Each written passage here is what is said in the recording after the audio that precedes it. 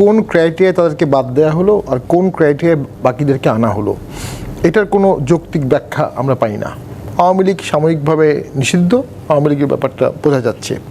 স্বাক্ষরে গিয়ে আমরা দেখলাম এনসিপি সাইন করলো না, 3টি কমিউনিস্ট পার্টি সাইন করলো না, অর্থাৎ জুলাই চার্টার, জুলাই সনদে স্বাক্ষর করা অংশের থেকে অস্বাক্ষরিত অংশের পাল্লা বেশি। আমি জনসংখ্যা বা ভোটের বলবো না, নিবন্ধিত দলের সংখ্যা অনুযায়ী। তাই যদি হয়ে থাকে তো এটা সার্বজনীন হলো কিভাবে? এটা সকল দেশের সকল মানুষ ওন করবে কিভাবে? দেশের সকল মানুষ কিভাবে এটাকে গ্রহণ করবে?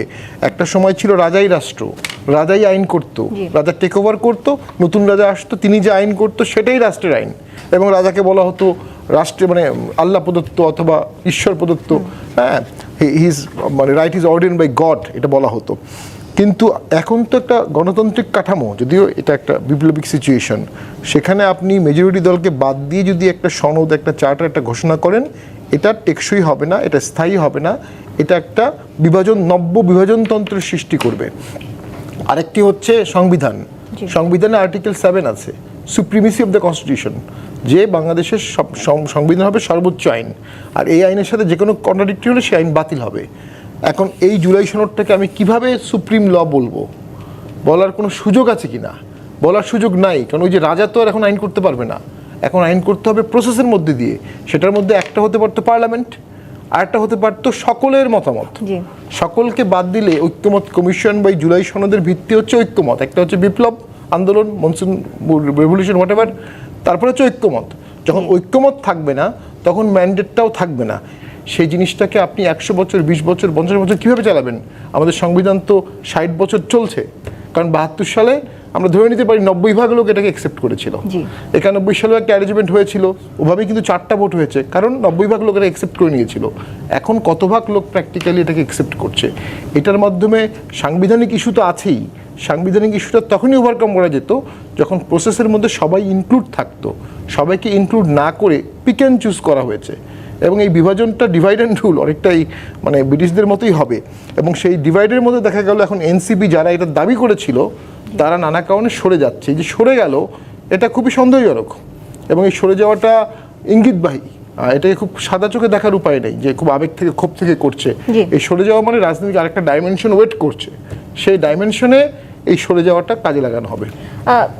শামীম হায়দার পাটোয়ারী, আপনার বলা বিভাজন তন্ত্রের বাইরে জামায়াতের বিরুদ্ধে এনসিপি নাহিদ ইসলামের করা ফেসবুক স্ট্যাটাস নিয়ে বলছিলাম কিছুক্ষণ আগে, এটাও এক ধরনের রাজনৈতিক বিভাজন সূত্রপাত করলো কিনা, আপনি কি মনে করেন কিনা? যদি তাই হয়, সামনে এই বিভাজন আসলে কত দূর পর্যন্ত যেতে পারে? দেখুন, মাইনাস জামাত ইসলামী, তাদের প্রতি সম্মান রেখে বলছি, মানে এনসিপির নেতৃবৃন্দ, মাইনাস জামাত ইসলামী এবং মাইনাস ডক্টর ইউনূস, তাদের দল বা তারা খুব একটা বড় রাজনৈতিক পথ হিসেবে আসতে পারেনি।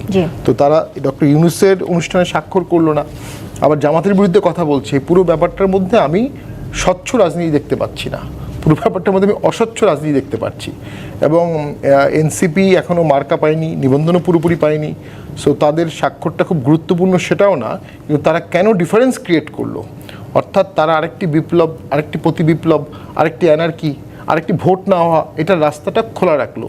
তারা যদি এটা প্রসেসে চলে আসতো, তাহলে সেই প্রসেসে আসলে তারা ন্যাচারালি আন্দোলন করতে পারতো। যেমন বিএনপি ফেব্রুয়ারিতে ইলেকশনে রাজি হওয়ার কারণে ফেব্রুয়ারি পর্যন্ত বা ডিসেম্বর পর্যন্ত এই গভর্নমেন্টের বিরুদ্ধে কোনো আন্দোলন করতে পারছে না, করবে না। সেই একইভাবে তারা প্রসেসের বাইরে থাকলো। এটা দাবার খেলা হচ্ছে, এই ছেলেদেরকে নিয়েও খেলা হচ্ছে বলে আমার মনে হচ্ছে। এবং সেটা যে তারা আবেগের বশে করছে তা না, এটা একদম ম্যাটিকুলাস ডিজাইন ফেজ 2-3 মধ্যে আমরা এখন আছি, সেটাই হচ্ছে। এবং যেটাই হোক, দেশটা স্ট্যাবিলিটির দিকে যাচ্ছে না। যদি স্ট্যাবিলিটির দিকে যাইতো তাহলে ডক্টর ইউনূস স্যার সবাইকে নিয়ে আসতেন, সবাইকে নিয়ে স্ট্যাবিলিটি করতেন। ওনার এই ক্ষমতা ছিল, ওনার সেই ক্রেডিবিলিটি ছিল, তিনি সেই ক্রেডিবিলিটিটা ঐক্য না করে অনৈক্যের দিকে নিয়ে গেলেন। এটা আমার কাছে মনে হয়েছে দেশের দীর্ঘমেয়াদী ক্ষতি হয়ে গেল। আগে তো আওয়ামী লীগ অসংখ্য ক্ষতি করেছে, সেই ক্ষতিগুলো রিপেয়ার করার যে সুযোগটা ছিল, সুযোগটা সবাই পায় না। বঙ্গবন্ধু পেয়েছিলেন, 91 বিএনপি পেয়েছিল, ডক্টর ইউনূস পেয়েছিলেন, এই 3জনই পেয়েছিলেন। তো আমার কাছে মনে হচ্ছে 3জনের কেউ এটা কাজে লাগাতে পারেনি।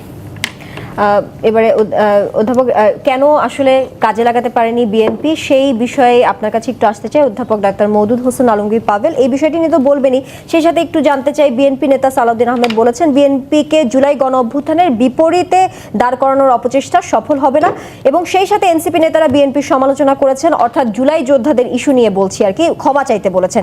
এই সমালোচনার যৌক্তিকতা কতটুকু দেখছেন সেই বিষয়টি নিয়েও একটু বলবেন। আগে একটু আগের জায়গাতে একটু রেসপন্স করি।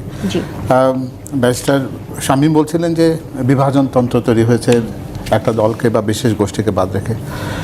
আসলে খুব দুঃখজনক যে আমরা কিন্তু এই বিভাজনতন্ত্রের সাথে তাদের দলকে কিন্তু দেখেছি যে পুরো 17টি বছর এই বিভাজনতন্ত্রটিকে তারা টিকিয়ে রেখেছেন। হ্যাঁ, উনি আবার এটাও বলছিলেন যে রাজাকে প্রতিষ্ঠিত রেখেছিল, রাজা প্রতিষ্ঠিত রাখার ক্ষেত্রে উনি এখনকার প্রেক্ষাপটকে একটু পরিবর্তিত বলতে চাইছেন, কিন্তু ওই রাজাকে প্রতিষ্ঠিত রাখার ক্ষেত্রেও কিন্তু ওনারাই সবচেয়ে বেশি ভূমিকা রেখেছিলেন। পরিবর্তনের সূচকের কথা উনি যেমন বলছিলেন যে 71 একবার ছিল, তেমনি 91-তে ছিল একবার, আবার উনি সম্প্রতি 24 সালের কথা বলছিলেন। কিন্তু এই কথা যদি আমরা একটু ঘুরিয়ে বলি, এই দেশকে রক্ষা করে রাজার জায়গাকে প্রজাকে প্রতিষ্ঠিত করার সুযোগ ওনারা কিন্তু 14 সালে একবার পেয়েছিলেন, 18 সালে পেয়েছিলেন।